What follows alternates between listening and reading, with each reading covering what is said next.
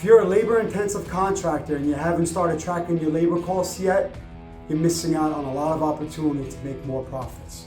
I'm Jerry Aliberti, owner of Pro-Accel. In this video, I'm gonna explain to you and take you through the steps to start tracking your labor costs on a per week basis.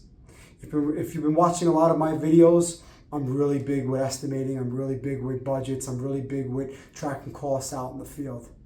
I really truly feel that if you're not tracking costs on a per week basis, you're missing out on a lot of opportunity to make more money on your projects.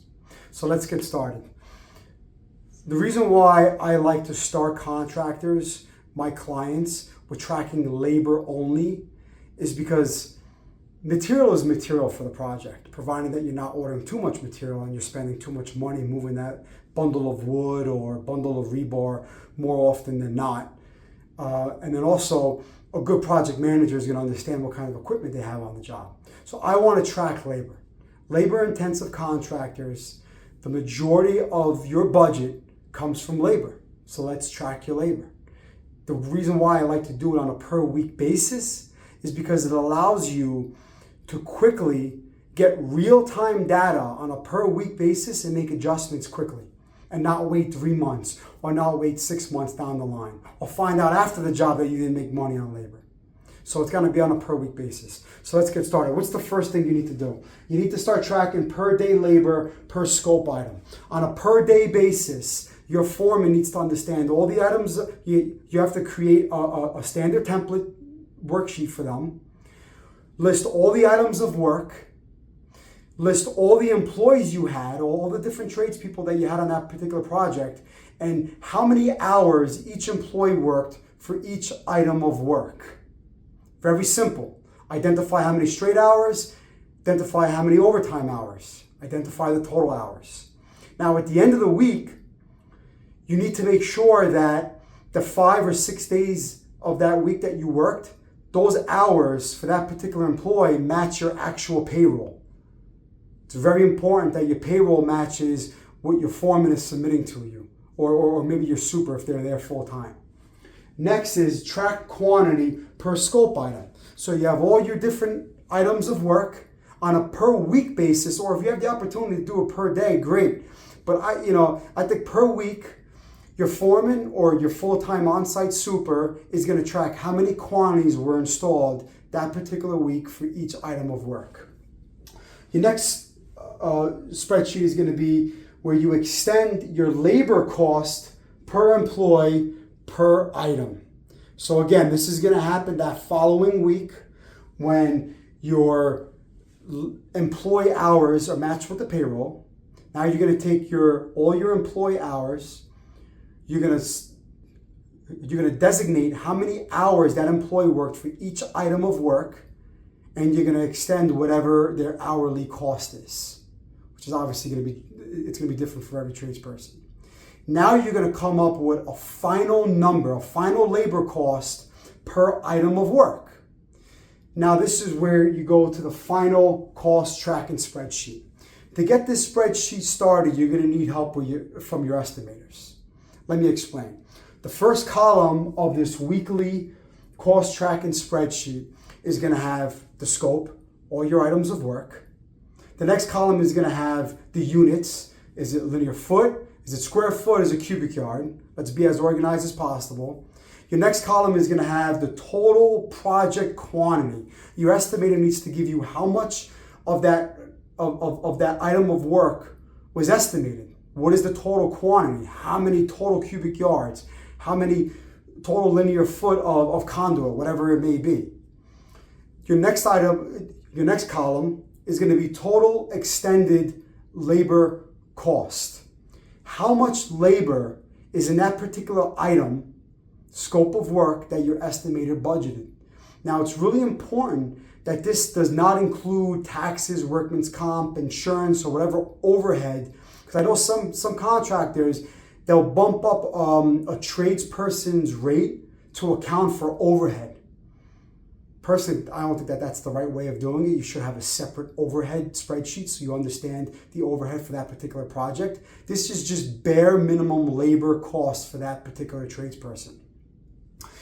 Next, you're gonna have the unit cost, the budgeted estimated unit cost, which is pretty much your total labor cost divided by the total quantity that was estimated for the project. And that comes up with your unit cost. How much does it cost per linear foot, per cubic yard, whatever it may be. Now you're gonna have multiple columns for each of the weeks that you recorded steps 1 and 2 in. You're gonna have, for week 1, the total labor, week 1, the total quantities installed. Week 2, the total labor, the total quantities installed. If this is a small job, it's a couple month job, this is a lot easier. Obviously, as you get to more extended projects, your spreadsheet's gonna continue and go on and on and on. I've seen spreadsheets that were 20, 30 pages long. You know, at some point you're gonna need to invest in software, but I feel that you can start with Excel just to get going. Plus Excel allows the person who, or the people that are doing, or the managers that are doing all this work to kind of think a little bit more about the project as well. So at the very end of the spreadsheet, you're gonna have 4 more columns, okay? These columns are gonna be as follows. The first column is gonna be the total quantities that are logged. So each week that you're putting in the quantities, it's gonna total up each week quantity. Your next is gonna be the total labor used to date, which is per week, all those labor dollar amounts that you put into each week is gonna be totaled up. Next is going to be the average unit cost to date. So as it's adding up each week of quantities, each week of labor, you're going to have a formula and you're going to have a cell that's going to give you the average unit cost, which is going to be really important because you're going to want to make sure that this unit cost is extremely close, if not beating, the first unit cost that we put into the beginning of this step, which was your budgeted unit cost, right? You need to keep into consideration there's going to be some parts of the job that are a little bit slower than others. So you need to be flexible with this and you kind of need to understand where you're at with that particular project. The last column is going to be percent complete of labor and percent complete for the quantity, which is basically the total quantity to date, and you're going to come up with a percentage of the total quantity that was estimated for. Same thing with labor as well.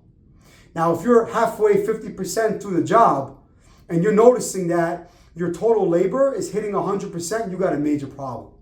But hopefully it doesn't get to that point because now you're tracking per week.